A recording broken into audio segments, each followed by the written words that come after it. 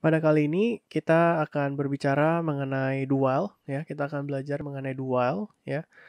Sebelumnya kan kita udah ngelihat, mengenai while ya, kalau looping while bedanya sama do while apa ya. Kalau while ya, kalau saya tuliskan kembali ya, kalau while kan ini ada condition ya teman-teman ya, atau di slide tulisnya exp, expression.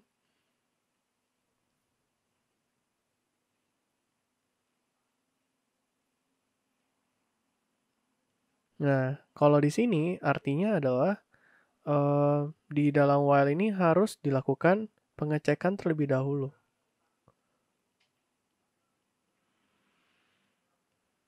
Oke.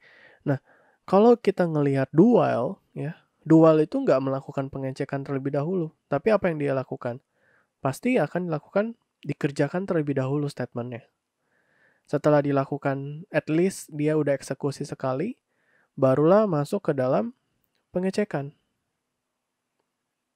Ya, jadi kira-kira yang menjadi pembeda antar do while sama while do seperti demikian. Ya, nah kita lihat contohnya di sebelah kanan ini. Di sini ada tulis integer counter sama dengan 0 ya, inisialisasi awal. Do-nya ini kita cetak doang, berarti cetaknya 0 gitu ya, cetak 0. Counter plus plus, jadi counternya menjadi 1, terus dicek apakah 1 lebih kecil sama dengan 10 ya. Ternyata benar, dilakukan lagi ya. Jadi nanti sampai dengan 10. Jadi itu ya teman-teman menjadi beda. Nah, kalau dilihat di sini ya tadi seperti udah saya sampaikan bahwa di dalam dual ini at least dia melakukan sekali dulu statementnya. Setelah at least sudah melakukan sekali baru masuk ke dalam kondisi. Ya, dan seterusnya akan terulang-ulang sampai kondisinya false baru dia keluar.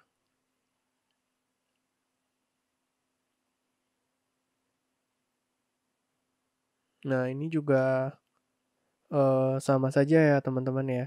Ini juga sama saja ya. Do ya. Printf counter while plus plus counter lebih kecil sama dengan 10. Ini sama saja. Teman-teman bisa langsung cobain di C-nya ya. Kira-kira hasilnya bakal keluar apa? Oke. Jadi bisa dikatakan bahwa ya do while sama while do ini ya sama saja ya. Bedanya apakah butuh pengecekan terlebih dahulu ya. Kalau butuh pengecekan terlebih dahulu ya pakailah while. Kalau nggak perlu ya pakailah do while. Oke.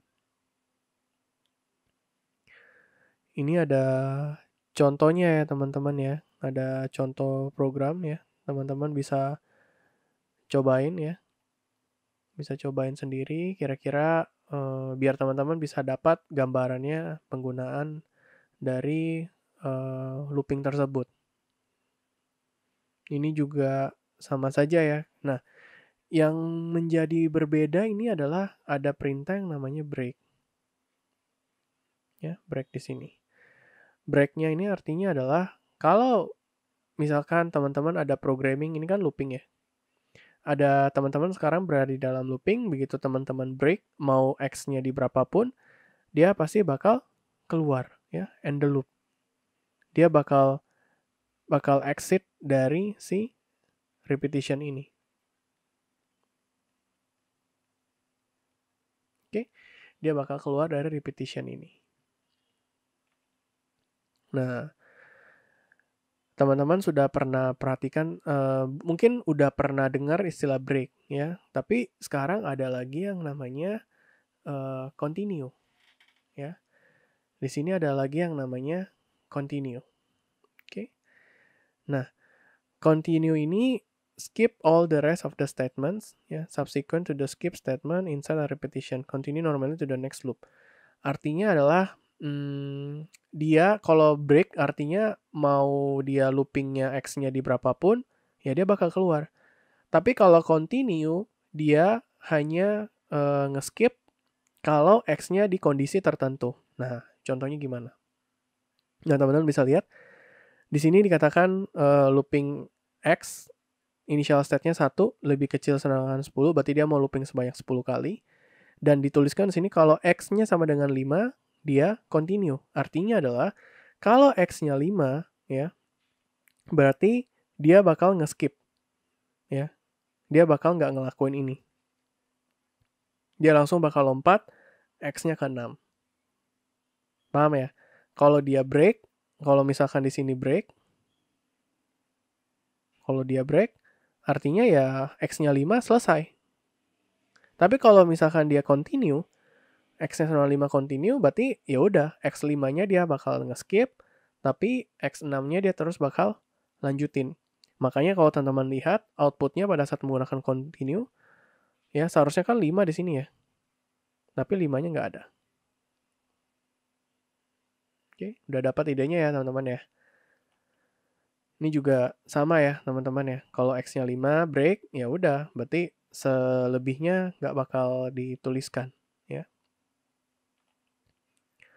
Nah, ini juga go-to ya. Cuma yang go-to ini seperti yang sudah saya jelaskan sebelumnya, kita hindari gunakan ini karena bakal cukup memusingkan ya kalau lompat sana lompat sini gitu ya, nggak ada. Karena ini menggunakan label ya, exit ini label. Jadi teman-teman harus tahu label yang teman-teman taruh itu ada di mana ya. Oke. Nah, selebihnya ini ada soal exercise yang teman-teman bisa kerjakan sendiri ya. Coba belajar lebih lagi ya dengan menggunakan penjelasan yang ada di slide ini ya. Teman-teman coba kerjakan exercise yang sudah diberikan ya. Ini ada ditanya outputnya berapa ya. Oke. Saya rasa sekian untuk tutorial kali ini. Sampai ketemu lagi di tutorial yang mendatang.